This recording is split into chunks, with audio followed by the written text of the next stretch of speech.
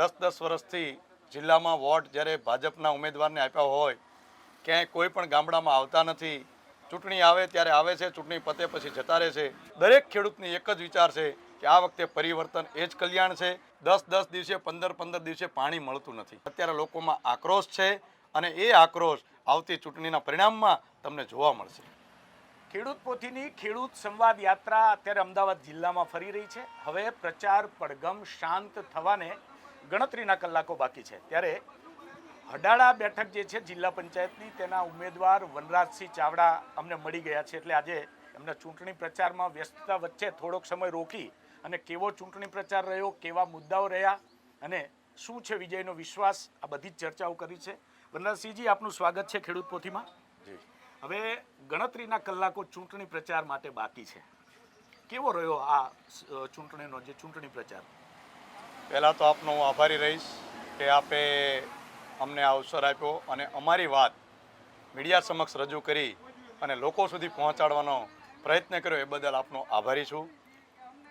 ગામડે ગામડે જ્યારે જઈએ છીએ ત્યારે એક જ મુદ્દા આવે છે કે અત્યારે જ્યારે પણ 10 વર્ષથી જિલ્લામાં વોટ જ્યારે ભાજપના ઉમેદવારને આપ્યા હોય ક્યાંય કોઈ પણ ગામડામાં આવતા નથી. ચૂંટણી આવે ત્યારે આવે છે, ચૂંટણી પતે પછી જતા રહે છે. ખેડૂતોના મુદ્દા, કળકળતો મુદ્દો, મોટો મુદ્દો જે પણ કહો અત્યારે, તો ખેડૂતોને અતિવૃષ્ટિમાં વરસાદ આવ્યો તો એની અંદર હડાળા જિલ્લા પંચાયત અમારે આવે, એની અંદરના 16 ગામડા, હડાળા જિલ્લા પંચાયતના 16 ગામડા છે, એમાં એને કોઈ પણને વળતર મળ્યું નથી.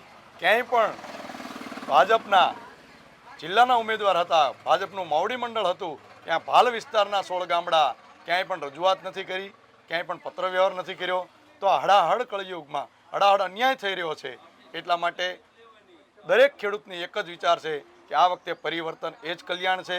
બધા લોકો જ્યાં જ્યાં માનતા હોય પણ આ વખતે પરિવર્તનના મૂડમાં છે અને બધે સહકાર અમને સારો મળતો રહે છે. પાણીના પ્રશ્નો છે, નિકાલના પ્રશ્નો છે, રોડ રસ્તાના પ્રશ્નો છે. ક્યાંક ને ક્યાંક બસ સ્ટેન્ડ હોય, ક્યાંક સર્વિસ રોડ હોય તો તેમાં નથી બનાવ્યા, એમાં પણ એમનો ઉકળતા ચરુ જેવો અત્યારે સમય છે. ક્ષમ દમ દાંડ બધી નીતિ એમને લગાવી છે, પણ લોકોના મુખ્ય એક જ વાત છે, પરિવર્તન, પરિવર્તન ને પરિવર્તન. અમને ખૂબ સારો સહકાર દરેક ગામથી મળી રહે છે અને આવો ને આવો જ મળી રહે એવી આશા રાખીએ છીએ. દરેક ગામમાં તમે જાઓ છો, લોકો તમારી સમક્ષ મુદ્દાઓ મૂકે છે, કેવા કેવા? કારણ કે વિસ્તારમાં તો ગામ દીઠ અત્યારે તો અલગ અલગ, અને તમારી સ્વાભાવિક વાત છે કે જિલ્લા પંચાયતના ઉમેદવાર છો એટલે માંગણીઓ રહેવાની. તો કેવા કામો અત્યાર સુધી નથી થયા જે લોકો હવે તમારી પાસે અપેક્ષા રાખીને બેઠા છે?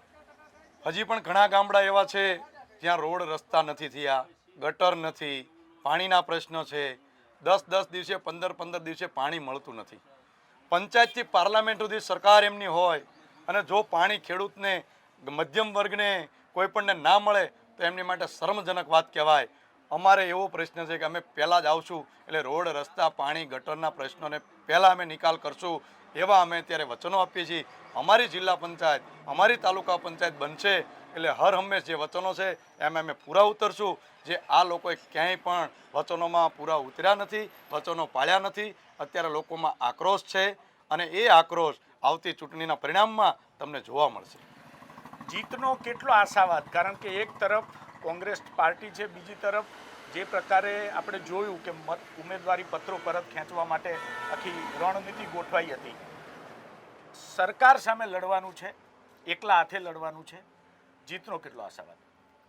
જીત માટે તો અમે એવું કહીએ છીએ કે એમને બધી જે લોભ લાલચ બધું લગાવી દીધું હતું. તાલુકા પંચાયતના નીચે ઉમેદવારોને બધી લોભ લાલચની બધી જે પણ દેવાનું હતું એ દઈ દીધું હતું. પણ અમારા કોંગ્રેસ પાર્ટીના દરેક મજબૂત ઉમેદવાર ક્યાંય પણ લોભ લાલચમાં આવ્યા નથી અને અમે ધંધુકા તાલુકા પંચાયત રહી, ગઈ વખતે પણ કોંગ્રેસની હતી 9 સીટો સાથે, આ વખતે અમે 11 થી 12 સીટો સાથે જીતી અને તાલુકા પંચાયત કોંગ્રેસની બનાવીએ છીએ લોકોના સહકારથી. અને જિલ્લા પંચાયત ગઈ વખતે ભારતીય જનતા પાર્ટીની હતી, આ વખતે અમે 20 થી 22 સીટો લેવી જિલ્લા પંચાયત પણ બેસાડવી છે. અને દરેક સીટમાંથી જોશો, દરેક જિલ્લા પંચાયત સીટમાં જોયો, ધંધુકા તાલુકાની હડાળા જિલ્લા પંચાયત સીટ અમારે રહી સૌથી ઝાઝી લીડથી અમે જીતશું એવી અમને આશા છે અને લોકોનો એવો સહકાર છે. આભાર વનરાજસિંહ, ખેડૂત પોથી સાથે વાત કરવા બદલ. તો આ હતા હડાળા સીટના ઉમેદવાર વનરાજસિંહ ચાવડા અને તેમને લોકોની વચ્ચે ગયા છે, લોકોના પ્રશ્નો સાંભળ્યા છે અને જીતનો આશાવાદ પણ વ્યક્ત કર્યો છે. કેમેરા પર્સન મેહુલ રાઠોડ સાથે વિનોદ દેસાઈ, ખેડૂત પોથી, હડાળા, ભાલ.